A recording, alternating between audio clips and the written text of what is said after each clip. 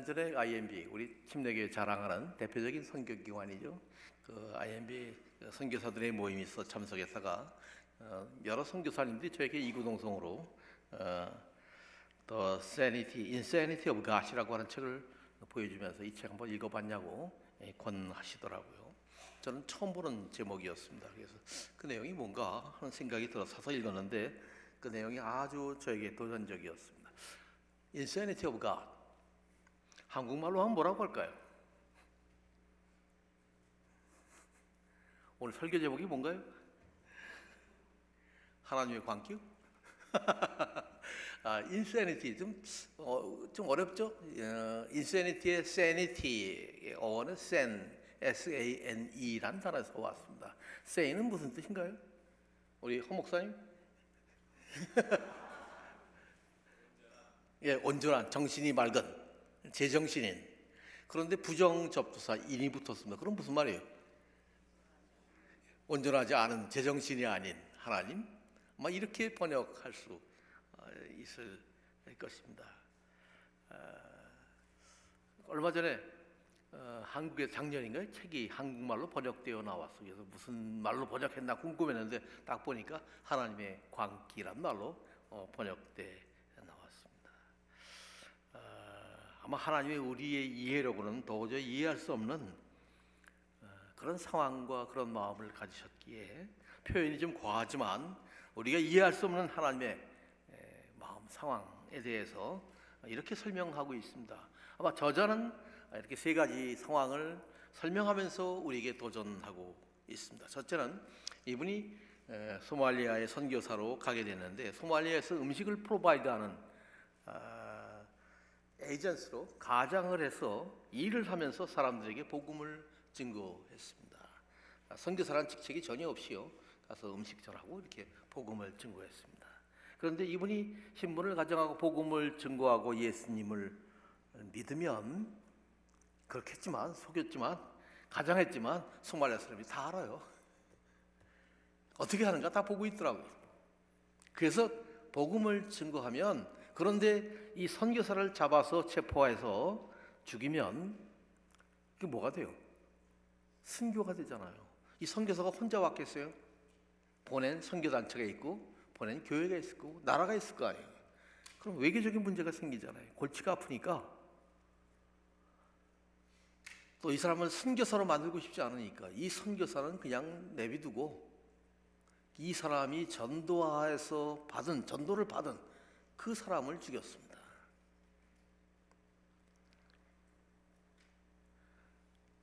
예를 들면 제가 이제 여기 허 목사님이 계신데 허 목사님에게 그때는 목사가 아니겠죠. 허진에게 복음을 전하면 사람이 와서 허진을 죽이는 겁니다.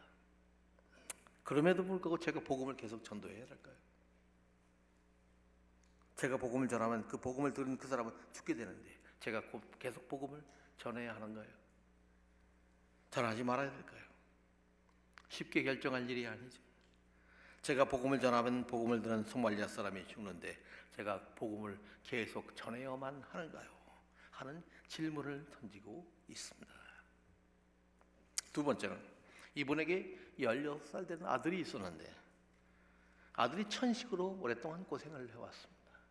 소말리아는 의료시설이 너무 열악하기 때문에 치료하기 어려웠습니다. 선교사는 자녀들을 다 데리고 같이 선교사로 가야 되잖아요. 함께 가는데 어느 날 밤에 선교사가 잠자는 방에 이 아들이 얼굴이 하얘져가지고 아버지 선교사 방으로 뛰어들어왔습니다. 그래서 병원에 아들을 차에 태우고 병원에 달려가는데 병원에는 치료약이 없습니다.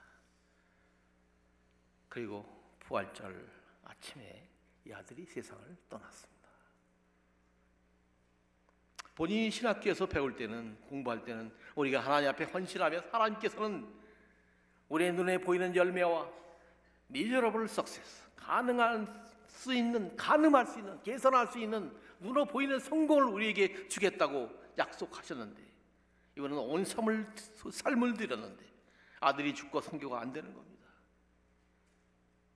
그래도 우리가 선교를 계속해야 하는 겁니까? 이런 곳에 선교를 하라고 보내시는 하나님은 insane of God이 아닌가? 이런 생각이 드는 것이었습니다. 이런 도전을 던지고 있는 겁니다. 세 번째는 어느 아침 읽었던 하나님의 말씀이 그의 가슴에 와닿고 그에게 도전이 됩니다. 마태복음 10장 16절 말씀인데요, 이런 내용입니다. 보라, 내가 너희를 보냄이 양이 이리 가운데로 보냄과 같도다. 그러므로 너희는 뱀같이 지혜롭고 양같이 순결하라. 양은 자기의 수비나 방어 시스템이 전혀 없는 동물입니다. 그런데 그런 양 같은 제자들을 이리가 득실한 세상으로 보내면서 뱀같이 지혜롭고 비둘기같이 순결하라는 말씀입니다. 이렇게 말씀하시고 명령하시는 하나님 제정신이십니까? 아까 2부 예배 때도 봤지만 3부 예배 때도 도미니카 선교사로 가시는 10분이 와서 헌신하고 찬양을 부르면서 그들을 간다고 헌신한 찬양을 했습니다. 그들이 가서 얼마나 전도할 수 있을까요? 우리 마음속에 드는 생각이, 과연 그들이 가는 것이 보람 있는 일인가? 얼마나 많은 사람들에게 전도할 수 있을까? 차라리 여기 남아서 하는 게 더 낫지 않을까 하는 생각도 들지는 않는지요. 어쩌면 말도 잘 못하고 도미니카 말도 잘 못하는데 아마 가는 분 중 10분 보니까 스페인어시 하는 분들은 한두 분밖에 안 계신 것 같아요. 그런데도 가야 하는 거예요. 이런 상황이 오늘 본문의 말씀, 사도행전 여러분과 제가 읽었던 사도행전 1장 8절의 본문의 내용입니다. 오늘 본문에 예수님 뭐라고 말씀하시니까, 오늘 오직 성령이 너희에게 임하시면 너희가 권능을 받고 예루살렘과 온 유대와 사마리아와 땅 끝까지, 그다음 뭐예요? 증인이 되라. 그게 가능한가요? 아니, 그 앞을 보시면 예수님께서 부활하셨음에도 불구하고 방에 숨어서 있던 제자들에게 나타나셨습니다. 분명히 예수님께서 돌아가시기 전에 사흘 만에 부활했다고 말씀하셨음에도 불구하고 어떤 제자는, 특별히 도마 같은 사람 믿지 못해서 그 손에, 옆구리에 내가 손을 넣어보지 않고는 내가 믿지 못하겠노라 말씀하셨던 그 제자에게, 그 뒤에 보면 두려워 다락방에 떨고 있는, 다락방에 숨어있는 제자들에게 증인이 되라니. 그 앞에 보시면 6절에 보시면 그들의 관심과 그들의 주된 내용은 무엇입니까? 주님께 부활하신 주님이 오셨는데 그에게 던지는 질문은 무엇입니까? 주님, 이스라엘의 회복이 이때입니까? 전혀 엉뚱한 질문을 하고 있지 않습니까? 이런 이해할 수 없는 상황에서 지상 명령을 하시는 주님의 소원은, 주님의 마음은 도대체 무엇입니까? 주님은, 아니, 그것보다 근본적인 질문을 던지고 싶습니다. 주님은 왜 부활하신 후에 곧바로 승천하지 아니하시고 성부 아버지 하나님께로 가지 아니하시고 40일간이나 이 땅에 더 남아 계셨는가요? 소원이 있었기 때문에, 아니, 할 일이 남아 있었기 때문이 아닌가요? 그래서 40일간이나 머물러 계시면서 우리 주님은 당신의 부활하심을 더 많은 사람들에게 보여주셨고, 예루살렘을 떠나지 말고 내 대신 나를 위하여 증인이 되어달라고 부탁하시고 있습니다. 증인이 되어달라고요. 여러분, 교통사고 나면 이기는 비결이 뭐예요? 증인이 있어요. 그런 그 증인이 되어달라고, 내가 본 사실을 와서 증인이 되어달라고 하는 것. 그러나 봤다고 증인이 될 수 있나요? 부활하신 주님을 봤다고 주님의 증인이 될 수 있는 것은 아니었는 것 같아요. 그들은 비전도 없었고 꿈도 달랐고 관심사도 달랐습니다. 주님이 얼마나 안타까우셨으면 부활 후 바로 승천하지 아니하시고 40일이나 이 땅에 머물러 계시면서 남은 제자들에게, 더 나아가서는 더 많은 제자들에게 내 증인이 되어달라고 부탁하셨을까요? 우리 교회가 표어로 쓰고 있는 마태복음 28장 19, 20절도 보시죠. 그러므로 너희는 가서 모든 민족을 제자로 삼아 아버지와 아들과 성령의 이름으로 침례를 베풀고 내가 너에게 분부한 모든 것을 가르쳐 지키게 하라. 내가 너에게 분부한, 부탁한 모든 것, 그게 뭐예요? 예수님이 분부한 게 뭐예요? 증인이라는 거다. 주님은 우리에게 이런 증인이 되어달라고, 이런 소원을 이뤄달라고 우리에게 부탁하셨습니다. 이것이 가능한 일일까요? 하나님, 우리를 어떻게 보고 하신 말씀이십니까? 이게 가능할까요? 이 제자들에게 가능할까요? 오늘 본문에서 우리 한글 성경에서 놓치고 있는 단어가 하나 있습니다. 이 단어가 키포인트입니다. 한번 보십시오. 사도행전 1장 8절을 다시 한번 보실까요? 사도행전 1장 8절은 어떻게 시작됩니까? 오직 성령이 너에게 임하시면, 오직이란 말, 우리 한글 개역 성경에는 오직이라고 번역되어 있지만 거의 모든 영어 성경이나 헬라어 원어의 뜻과 다르게 오직이라고 번역했는데, 여기서 오직이라고 번역된 이 헬라어 단어 알라라는 단어는 오직이란 말보다 그러나라고 번역하는 것이 더 적합한 보랍니다. 영어에는 뭐라고 되어 있어요? bat은 앞에과 뒤의 내용이 달라질 때, 비록 너희들은 능력이 없지만, 너희들의 관심사는 다르지만, 너희들이 목표 추구하는 꿈은 다르지만, 너희들의 관심은 그때가 어디냐고 묻고 있지만, 성령이 너에게 임하시면, 성령의 권능을 받으면 달라질 것이다 라고 말씀하고 있는 겁니다. 그래서요, 그 문맥을 다시 한번 설명할 필요가 있습니다. 4절에 보십시오. 뭐라고 되어 있습니까? 예수님이 부활하셔서 사도와 같이 모이사 저에게 분부하여 가라사대, 뭐라고 해요? 예루살렘을 떠나지 말고 내게 들은 바 아버지의 약속하신 것을 기다리라. 아버지의 약속하신 것을 기다리라. 아버지의 약속하신 것이 뭔데요? 성령이 오시는 거죠.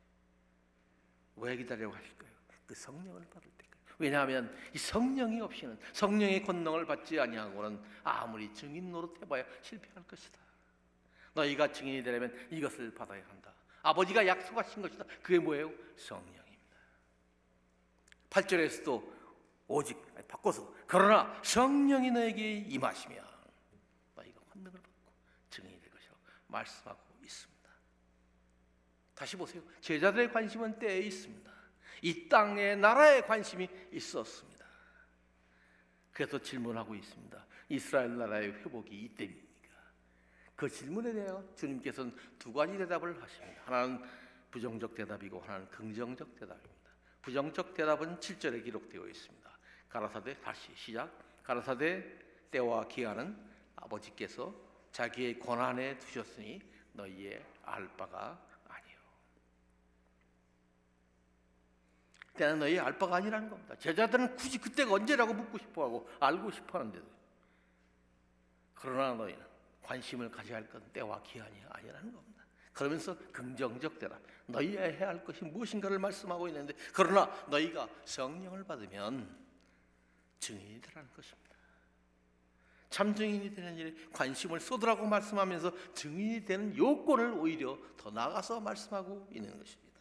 8절에 보시면 그러나 너희가 성령이 너에게 임하시면, 이 부분이 원인이 됩니다. 결과는 권능을 받고입니다. 권능을 받는 것이 원인입니다.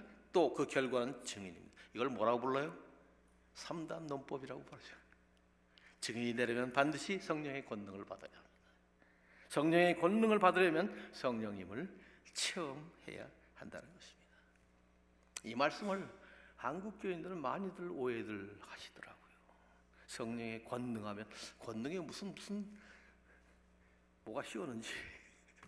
권능하면 한국 사람들은 대개 생각나는 게 뭐예요? 불이요. 불 받으라. 방언을 하고 성령 신유의 은사가 일어나야 합니다. 그게 성령의 권능으로 생각합니다. 그래서 어느 기도원이 원장이 유명하다고 하면 무리지어 몰려가서 안수받으려고 합니다. 한국의 50년대, 60년대, 70년대에는 부흥회하면 불 받아라 하면서 그게 성령 받는 것이고 능력으로 오해하고 착각을 해왔습니다. 그러나 예수님이 말씀하신 진정한 의미의 성령의 권능이란 무엇일까요? 오늘 여기서 성경이 말씀하시는 성령의 권능을 알려면 하나님께서 왜 성령님을 보내려고 했는지 그 목적을 아시면 이해가 빠릅니다. 목적을 알면 권능을 성령의 권능을 할 수 있습니다. 요한복음 14장 26절을 한번 보시기 바랍니다.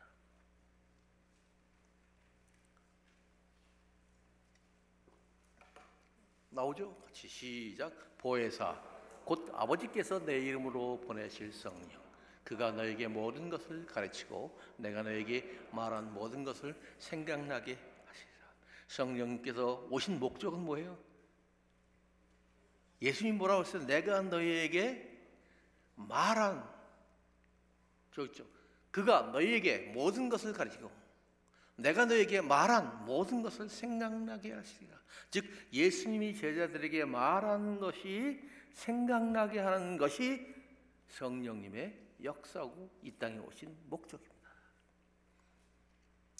생각나려면 뭐가 있어야 돼요? 그런데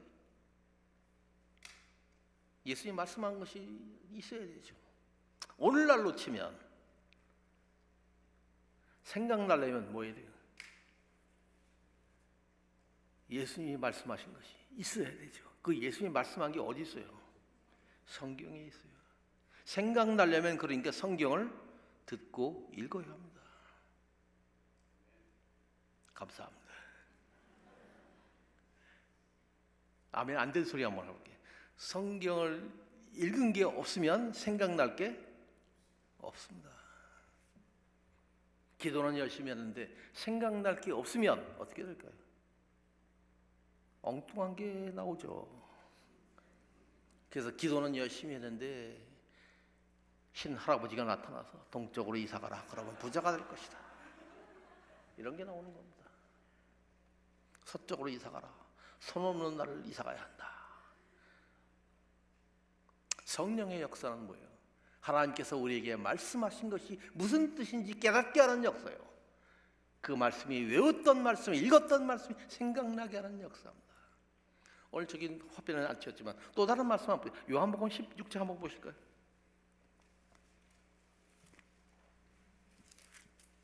요한복음 16장 13절에 보시면 제가 갖고 있는 성경으로는 175페이지입니다.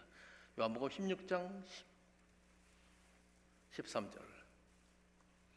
그러나 진리의 성령이 오시면 그가 너희를 모든 진리 가운데로 인도하시니 그가 스스로 말하지 않고 오직 들은 것을 말하며 장래일을 너희에게 알리시라. 성령께서 오셔서 스스로 동으로 가라 서라라 이렇게 말씀하지 않고 오직 뭐예요? 들은 것을, 누구한테 들은 것? 예수님께 들은 것을 말씀한다. 성령님께서는 우리에게 오셔서 자기 마음대로 역사하시고 자기 마음대로 말하는 분이 하시고 성경에 기록된 것을 깨닫게 하시고 이해시키시고 생각나게 하는 것이 성령의 역사입니다. 하나님께서는 성령을 왜 우리에게 주셨나요? 병 고치라고요? 은사 받으라고? 물론 그런 일도 있습니다만은 예수님이 이 땅에 주신 진리를 잘 깨닫고 다시 한번 예수님과 살게 돼 생각나게 하는 역사를 하시기 위해서 하나님께서는 성령을 우리에게 보내신 것입니다. 아멘이십니까? 저 이근희에서 혼자만 아멘 하신 것 같아요. 성령님의 이름도 뭐라고 그러시는지 여기 성경에 헬라어에서는 파라크레토스입니다. 우리말은 그냥 성령이라고 했지만 원래는 파라크레스를 보낸다. 이 파란 말은 곁들이고 크레토스는 칼레오라는 말이 원형에 말한다는, 옆에서 같이 우리에게 말씀해 주시는 선생님이라는 뜻이에요. 그 성령께서 오셔서 우리에게 우리가 들었던 말씀, 우리가 배웠던 말씀, 우리가 공부한 말씀, 우리가 읽은 말씀을 생각나게 하는 역사가 성령의 역사입니다. 그러면 이 말씀을 그대로 정리하면 더 나아가면 누가 능력받은 사람인가요? 하나님의 말씀을, 읽었던 말씀을 잘 깨닫는 능력 있는 사람. 그 능력의 말씀을 깨달으면서 내 삶에 다가오는 여러 가지 환난과 핍박에도 불구하고 내 모든 것을 포기하고서라도 증인의 삶을 살기로 결심하고 그렇게 작정하고 살아가는 사람, 그런 사람들이 능력 있는 사람들 아닌가요? 이쪽에만 아멘하는 것 같아요. 사도 바울은 그래서 고백하기를 성령의 권능을 받아서 주께 받은 사명, 즉 내가 은혜의 복음 증거하는 일을 마치려 하면 나의 목숨을 조금도 귀한 것으로 여기지 아니하노라고 고백하고 있습니다. 이게 성령 받은 사람의 삶이요, 성령의 권능 받은 삶입니다. 증언의 삶을, 증인의 삶을 마치려 하면 증인한 내용은 뭐예요? 예수께서 부활하셨다는 겁니다. 오늘 뒤에서 계속되는 내용들을 보시렵니까? 오늘 사도행전 1장 8절에 명령을 받았던, 예수님의 마음을 알았던, 예수님의 소원을 들었던 베드로는 2장 3장에 설교하기 시작합니다. 그 설교의 내용이 뭔지, 너희가 죽였던 그 예수를 하나님께서 살리셨도다. 우리가 그 일의 증인이라 라고 증인의 역할을 감당하고 있습니다. 5장에서도 우리는 이 일의 증인이라, 10장에서도 우리는 증인이라. 사도 바울은 증거했던 전 세계를, 그 당시에 알렸던 전 세계를 3번이나 여행하면서 복음을 증거했는데, 그 증언한 내용의 핵심이 뭔지 아십니까? 유대인이 죽였던 그 예수 그리스도를 하나님이 살리셨고 우리는 그 일의 증인이다 라고 말하고 있습니다. 아니, 죽었던 사람이 살아나더니 그게 인간의 이성으로 가능한가요? 물론 믿지 않은 사람들에게 이 복음이 어리석은 것이요 미친 것처럼 들렸을 겁니다. 그래서 그 당시에 예루살렘을 다스렸던 로마 총독이었던 베스도에게 자기가 잡혔을 때 이렇게 이 예수를 믿으십니까? 라고 증거했더니 베스도가 뭐라고 합니까? 내 많은 학문이 너로 미치게 하는도다. 사도행전 26장 24절에 보면 바울이 이렇게 말하고 있습니다. 바울이 이같이 변명하며 베스도가 크게 소리내어 이르되, 바울아, 내가 미쳤도다. 내 많은 학문이 너를 미치게 한다 하니. 26절 25절에 바울이 이르되, 베스도 각하여, 내가 미친 것이 아니오 참되고 온전한 말을 하나이다. 28절 아그리빠가 바울에게 이르되, 내가 적은 말로 나를 권하여 그리스도인이 되게 하는도다. 29절 바울이 이르되, 말이 적으나 많으나 당신뿐 아니라 오늘 내 말을 듣는 모든 사람도 다 이렇게 결박한 것 외에는 나와 같이 증인이 되기를 하나님께 원하나이다.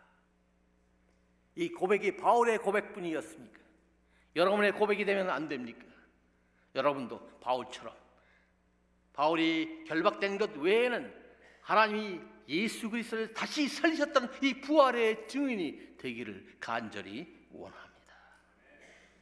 더 나아가 보겠습니다. 오직 성령이 너에게 임하시면 너희가 권능을 받고 예루살렘과 온 유대와 사마리아와 땅까지 이르러 내 증인이 되리라 하시라고 말씀하셨는데, 이 문장에, 이 명령에 동사가 몇 개 있습니까? 갑자기 설교하다 보면 문법 얘기를 합니다. 예수님께서는 우리에게 명령하신 게 말이에요. 말이고 명령이에요. 명령은 동사형으로 돼 있어요. 그 동사가 바로 하나님, 예수님의 뜻입니다. 동사 찾아보세요. 몇 개 있어요? 2개요. 뭐예요? 오직 성령이 너희에게 임하시면 너희가 권능을 받고 라는 단어 하나. 보다 읽으세요. 권능을 받고. 또 하나, 예루살렘과 온 유대와 사마리아와 땅 끝까지 이르러 내 증인이 되리라. 증인이 되리라. 내가 안 하는 것처럼 수동태형으로 써있지. 이것도 동사입니다. 2가지입니다. 권능을 받는 것 같고 증인이 되는 것. 그 다음에 이 말씀을, 주님께서 이 명령을 누구에게 주셨나요? 누구에게 주셨어요? 예? 2부 예배 때 물으니까 이쪽에서 우리들에게 주셨다고 말씀하셨는데, 이 말씀은 제자들에게만 주셨나요? 12 사도들에게만 주셨나요? 이 질문은 중요합니다. 누구에게 주셨어요? 제자들에게만 주셨나요? 우리들에게도 주셨습니다. 제자들에서 우리에게까지 넘어오기까지 얼마나 걸렸을까요? 이걸 깨닫는데 수백 년, 수천 년이 걸렸습니다. 오랫동안 종교개혁자들은 이 본문을 오해를 했습니다. 많은 사람들은 마틴 루터가 종교개혁을 하고 난 후에 곧바로 개신교의 해외 선교가 왕성하게 될 것이라고 예상했습니다. 아니, 더 나아가서 이제 캐톨릭은 망했다고 생각했습니다. 왜냐하면 그게 옳았거든요. 성경 말씀에 의하면 믿음으로 구원받는 이 진리는 성경 말씀이었음에도 불구하고 잘못된 캐톨릭의 가르침으로 말미암아 묻혀져 왔다가 행위가 아니라 오직 믿음으로 말미암아 구원받는 로마서 1장 17절의 말씀은 온 땅을 지배하고 승리하고 신교의 가르침이야말로 진리라고 생각하고 캐톨릭은 이제 곧 망할 것이라고 생각했습니다. 그러나 현실은 그렇지 않았습니다. 개신교의 선교는 기대했던 것만큼 열매를 맺지 못했습니다. 16세기, 아니 마틴 루터 전국교회가 몇 년도에 일어났어요? 1492년. 그런데 1500, 1600, 1700년까지 전 세계에 복음화가 일어나지 않았습니다. 왜 이렇게 시간이 오래 걸렸나요? 오히려 캐톨릭이 더 왕성하게 일어났습니다. 왜 그랬을까요? 신학자들은 세 개의 주요한 원인이 있다. 첫째로 종교개혁자들의 주된 관심사가 달랐습니다. 물론 그들은 옳았습니다. 믿음으로 말미암아 의로움을 받는다고 하는 이신층의 사상은 옳았지만, 성경 말씀이었지만 거기에 머물렀습니다. 종교개혁자들의 주된 관심은 교회 개혁에 있었고, 믿음으로 말미암아 구원받는다는 이 이신층의 교리 확신에 여기 세우는 데만 머물렀지, 더 나아가서 오늘 사도행전 1장 8절의 말씀을 실천하고 나가야 한다는 데까지는 가지를 못했던 것이었습니다. 그 당시에 종교개혁자는 루터나 캘빈이나 즈빙겔리, 성경적인 교리를 찾아내어 정립하는 데 혼신의 힘을 기울이다 보니 성교가 약해질 수밖에 없었습니다. 더 나아가서 이제 막 시작했기 때문에 캐톨릭의 박해를 피해서 자신들이 살기에 바빴습니다. 두 번째는 잘못된 선입관이었습니다. 선교는 하나님의 주권이라고 하는 선입관을 가지고 있었고, 인간의 책임성을 배제한 예정론자들이 등장했기 때문에 선교는 하나님의 일이라고 생각했습니다. 하나님께서 저 사람을 구원하시려면 하나님께서 그렇게 하시고 구원하실 것이다, 그렇게 예정되어 있다고 주장하기 시작했습니다. 칼빈은 우리가 배운 대로 그리스도의 나라는 인간의 노력으로 발전되거나 유지되는 것이 아니며 다만 하나님 혼자만의 일이라고 주장했습니다. 루터 역시 앞으로 100년이 지나면 모든 것이 끝장날 것이다, 하나님의 말씀은 그것을 전하려는 사람이 없어서 곧 사라질 것이다 라고까지 말했습니다. 세 번째로 오늘 본문이었던 마태복음 1장 8절과 우리 교회의 표였던 마태복음 28장 19, 20절을 잘못 해석했습니다. 여기 누구에게 전도하고 그러므로 너희는 가서 모든 너희는 라고 하는 이 제자, 이 말씀을 들은 예수님으로부터 직접 사도행전 1장 8절과 마태복음 28장 19, 20절의 말씀을 직접 들은 그 제자들에게만 해당된다고 국한해버렸습니다. 그러나 그런 거예요. 이 성경은 그 말씀을 들은 그 사람에게만 해당되는 거예요. 물론 그렇습니다. 먼저는 그것을 명령을 듣고 있는 제자들이지만 더 나아가서는 이 명령을 전달받은 모든 사람들에게 전달받고 구원받고 하나님의 자녀가 되고 제자가 된 모든 사람이 실천해야 한 명령이 아닌가요? 아멘이 안 되십니까? 더 나가 봅시다. 여기 지명이 여기 아닌데 사도행전 1장 8절에 지명이 몇 개 나오나요? 먼저 어디부터 나와요? 예루살렘과 온 유대와 사마리아와 땅끝. 왜 예수님은 명령을 주시면서 이토록 구체적인 지명들을 언급하셨을까요? 그것은 그들이 살고 있는 구체적인 지명을 언급함으로 우리가 어떻게 세상을 복음으로 변화시킬 수 있는가에 대한 구체적인 단계와 방법들을 말씀하고 있는 것입니다. 오늘 보십시오. 예루살렘과 온 유대와 사마리아와 땅끝, 이 내용은 우리가 계속 읽어나가는 사도행전 전체 구조의 내용 그대로입니다. 1장부터 8장까지는 예루살렘에서 복음이 전파해지고 나고 있습니다. 그 다음엔 유대에서 복음이 전하되죠. 13장부터는 사마리아와 땅끝까지 복음이 전파해지고 있습니다. 이렇게 말씀하신다고 오해하지 마십시오. 성경은 이렇게 되어 있지 않습니다.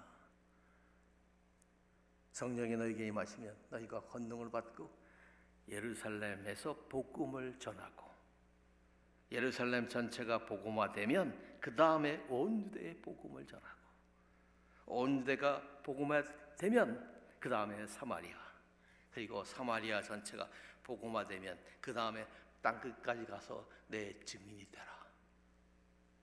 아멘이? 아니요, 그렇게 되어 있지 않습니다.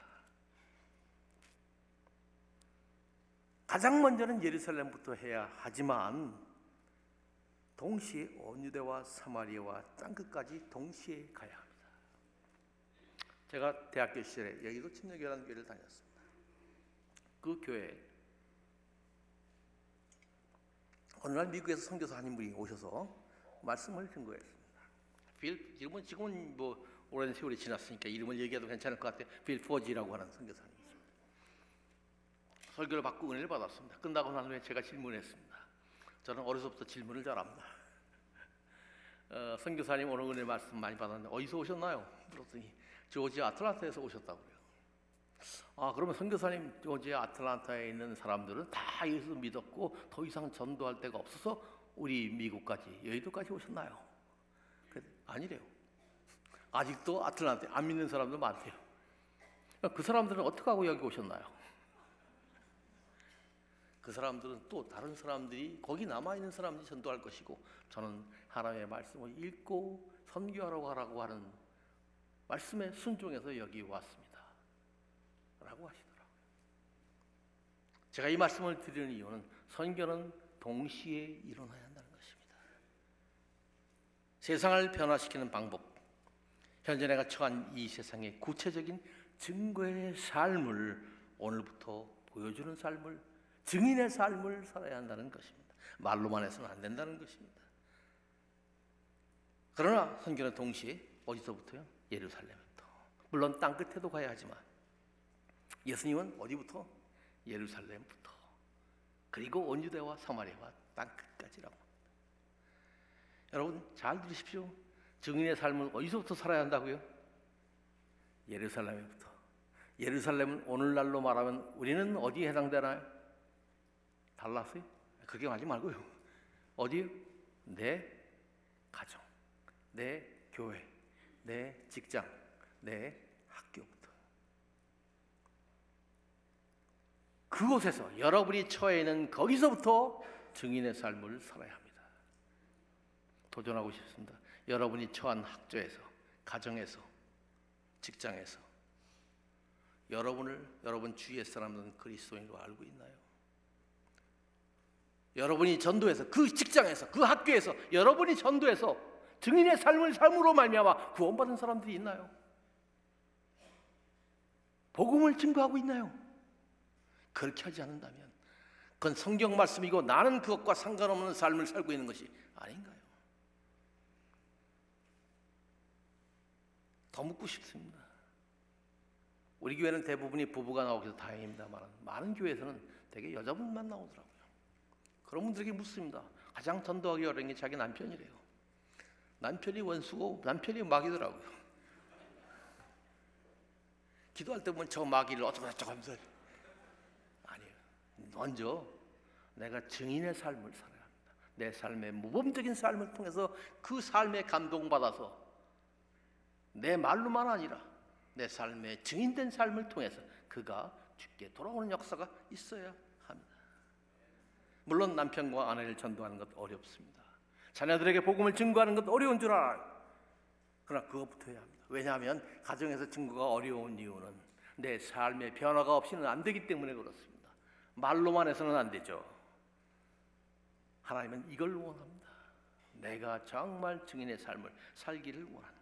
내 삶을 변하는 것부터 시작돼야 한다고 말씀하고 있는 것이 바로 이것이 오늘 본문의 뜻입니다. 예루살렘과 온 유대와 사마리아와 땅끝까지 이르러 증인이 되라. 우리 모두 증인이 되십시다. 하나님이 원하는 증인이 되십시다.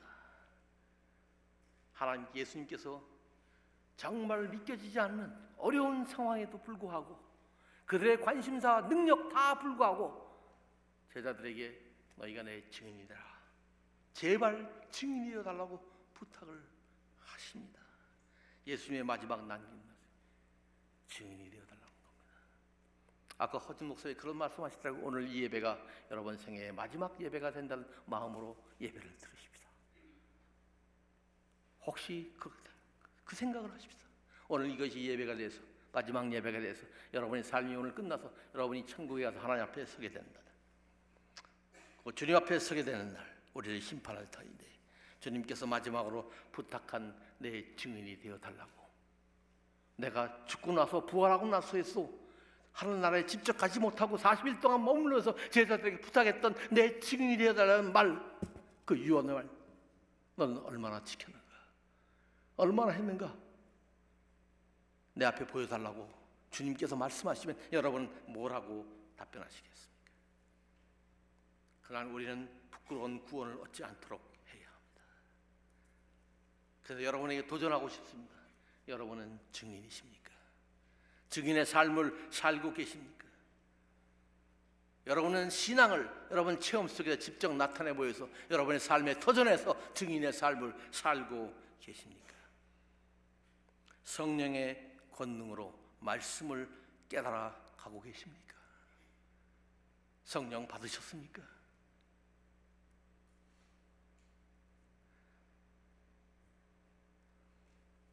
저는 고등학교 때 구원받았습니다.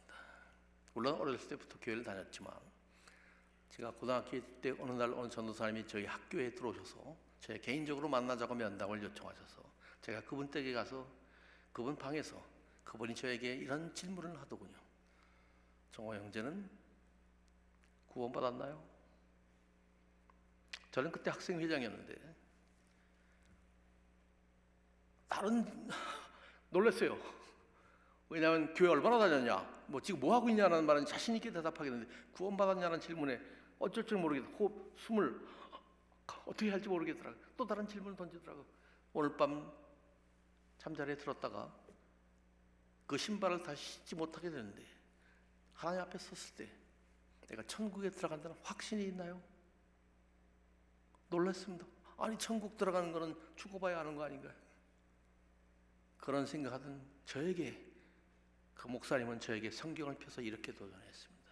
한번 네가 갖고 있는 성경 가지고 고린도후서 13장 5절을 펴라. 한번 다 여러분도 한번 펴세요. 그리고 같이 읽자고 했습니다. 여러분 같이 읽어봅시다.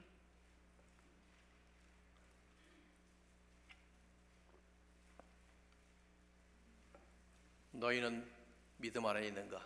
너희 자신을 시험하고 너희 자신을 확증하라. 하나님께서 여러분에게 하시는 말씀입니다.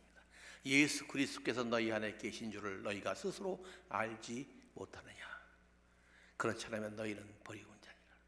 하나님께서 여러분에게 도전하고 있습니다. 예수님이 여러분 삶 속에 여러분 안에 계신 것을 여러분 스스로 깨닫지 못하십니까? 그렇다면 구원받지 못했다고 성경은 우리에게 감히 도전하고 있습니다. 여러분 구원받으셨습니까? 여러분 생애 가운데 예수님을 구세주와 주님으로 개인적으로 영접한 그런 순간이 여러분 생애 가운데 있었습니까? 아멘 소리가 안 들려요? 그렇지 않으면 성경은 너희는 버리운 자라고 우리에게 도전하고 있습니다. 그러면서 망설이기는 저에게 안심을 시키기 위해서 얼른 요한복음 3장 16절을 외워보라고 그러더라고요. 그래서 얼른 외웠습니다. 여러분 외울 수 있나요? 같이 해볼까요? 시작. 하나님이 세상을 이처럼 사랑하사 독생자를 주셨으니 이는 저를 믿는 자마다 멸망치 않고. 저 뒤에 계신 분들은 안 하고 딴 거 하세요. 못 외우세요? 거기 하나님이 세상 사람들을 이처럼 십자가에 달려 돌아가시기까지 사랑하셨으니 이는 그를 십자가에 달려 돌아가시고 하신 것을 믿는 사람마다 멸망하지 않고 영원한 생명 구원받았다는 거예요. 그래서 저에게 구원받았다고 확신시켜 주시더라고요. 그분이 저에게 성경을 주시면서 날짜를 적어주시고 구원받은 하나님의 아들 이렇게 해주시더라고요. 그래서 제가 그부터 오랫동안 다녔음에도 불구하고 이 사실을 모르고 있던 제가 너무나도 억울한 마음이 들어서 제 주변의 친구들에게 이 사실을 알리기 시작했습니다. 그때 저에게 그렇게 복음을 전했던 분이 저 다음에 나오는 분입니다. 사진 좀 보여주세요. 아니, 그 앞에 사진이요. 저분도 저 마찬가지예요. 저분입니다. 여의도 침례교회 한기만 목사입니다. 그분은 그때는 전도사님이었는데 그분과 함께 여의도 침례교회를 개척을 하고 그리고 제가 구원받았기에 이제 내가 신앙을 고백하고 공개적으로 내 믿음을 나타내기 위해서 그 당시 교회에 침례탕이 없어서 한강에 가서 침례를 받았습니다. 그 다음 사진에 나오는 여기 한강입니다. 그 후에 대학을 들어가고 난 후에 대학에 전자공학을 공부했습니다. 그래서 전자공학과가 돼서 공부해서 컴퓨터 기사로 살고 직장 생활을 다니고 살려고 살아갔던 저에게 인생을 단 한 번 사는데 무엇을 어떻게 사는 것이 가장 가치 있는 삶인가를 생각하고 고민하기 시작했습니다. 어느 날 하나님은 저에게 말씀하셨습니다. 누가 주를 알아서 주를 가르치었느냐, 그러나 내가 그리스도의 마음을 가졌느니라고 도전한 그 말씀 속에 그리스도의 사랑, 정말 말도 안 되는 능력 없는 사람들을 불러서 들어서 유언의 말씀을 주시며 증인이 되라고 부탁하시는 주님의 말씀을 증거하기 위해서 그동안 달려왔던 길을 버리고 그에 순종하는 길이 무엇인가를 고민하기 시작했습니다. 그리고 캠퍼스에서 복음을 증거하며 기도했습니다. 그때 기도하던 장면이 바로 저 장면입니다. 한번 보여주시겠어요?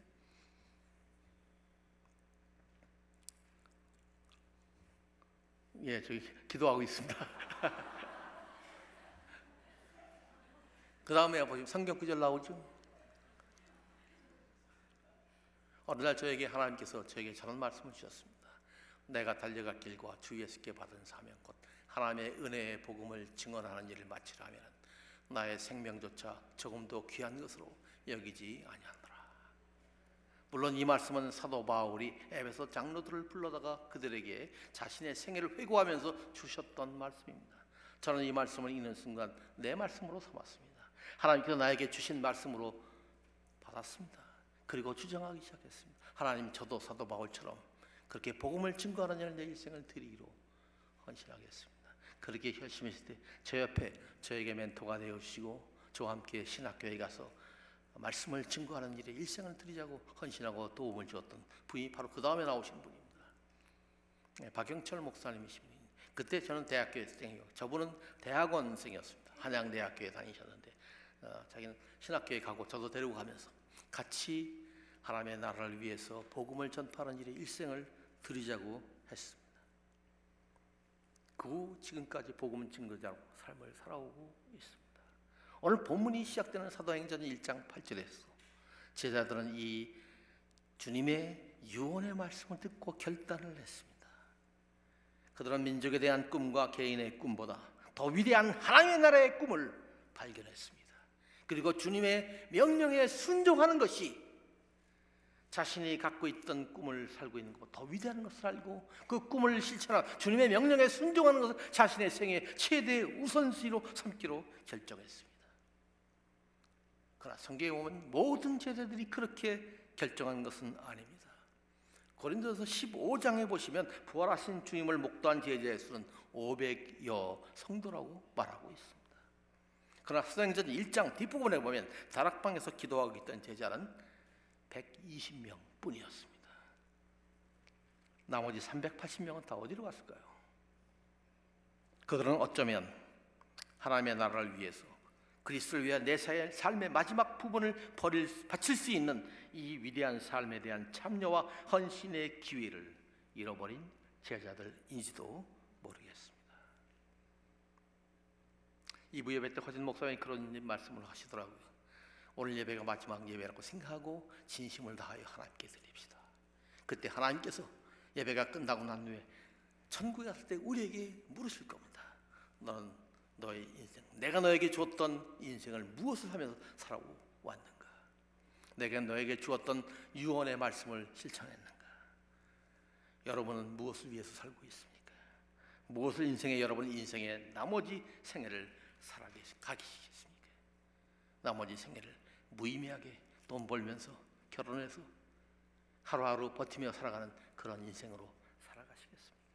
정말 주님의 부활의 메시지를 듣고 유언을 듣고 증인이 되라고 하는 간절한 피 묻은 예수님의 부탁을 듣고 이웃에게 복음을 증거하며 그들의 내가 보란 복음으로 말미암아 그들의 삶이 변하고 구원받고 영혼이 변화되고 제자가 되고 또 다른 제자를 쌓는 이런 삶의 감격을 맛보며 살아가시겠습니까?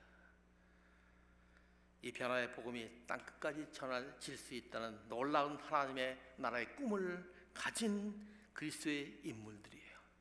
그리고 이런 사람들이 모인 것이 바로 세계 선교를 감당할 수 있는 교회라고 믿습니다. 여러분의 꿈은 무엇입니까? 어떻게 이런 증인의 삶을 살 수 있을까요? 세 가지를 말씀드리고 싶습니다. 첫째는 먼저 구원받아야 합니다. 예수 그리스도를 주님을 여러분 생애의 주인으로 모셨어야 합니다. 그런 적이 있으신가요? 혹시 오늘 교회 처음 나오시거나 교회는 오랫동안 나왔지만 한 번도 예수 그리스도를 내 마음속에 구세주와 주님으로 영접한 적이 없는 분 계신가요? 오늘 목사님을 만나십시오. 그래서 어떻게 나도 구원받을 수 있나요? 질문을 던지시기 바랍니다. 두 번째로 성령 받으셔야 합니다. 언제 성령 받습니까? 예수 그리스도를 믿는 순간 주님께서 우리와 함께 하십니다. 성령의 권능으로 우리와 함께 하실 것입니다. 마지막으로 도전드리고 싶습니다.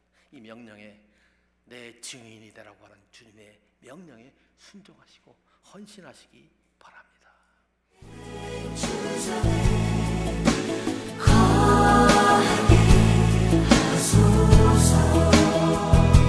주의